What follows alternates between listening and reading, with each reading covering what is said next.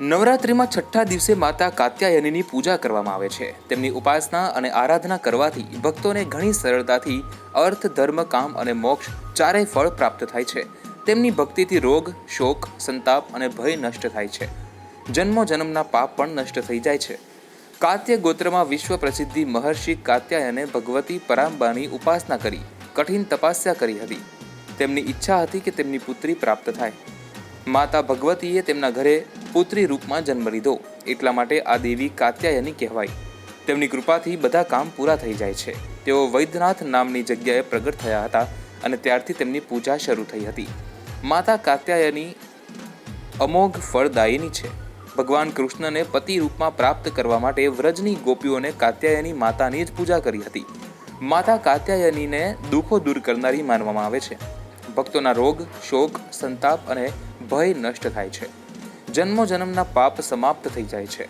માતા કાત્યાયનીની પૂજાથી પરમ પદ પ્રાપ્ત થાય છે. ચંદ્ર હાસોજ વલકરા શાર્દુલ વર વાહના કાત્યાયની શુભંદયા દેવી દાનવ ઘાતિની. માતા કાત્યાયનીને મધ ખૂબ જ પ્રિય હોય છે, એટલા માટે આ દિવસે લાલ રંગના કપડાં પહેરો અને માતાને મધ ચઢાવો. માતાની પૂજા. માતા કાત્યાયનીની પૂજા કરવા માટે પહેલા ફૂલોથી માતાને પ્રણામ કરી દેવીના મંત્રનું ધ્યાન કરો. આ દિવસે દુર્ગા સપ્તશતીના 11મા અધ્યાયનો પાઠ કરવો જોઈએ. પુષ્પ અને જાયફળ દેવીને સમર્પિત કરવા જોઈએ. દેવી માતાની સાથે જ ભગવાન શિવની પણ પૂજા કરવી જોઈએ. પુરાણોમાં જણાવ્યું છે કે દેવીની પૂજાથી ગૃહસ્થીઓ અને લગ્ન યોગ્ય લોકો માટે ખૂબ શુભદાયી ફળ પ્રાપ્ત થાય છે.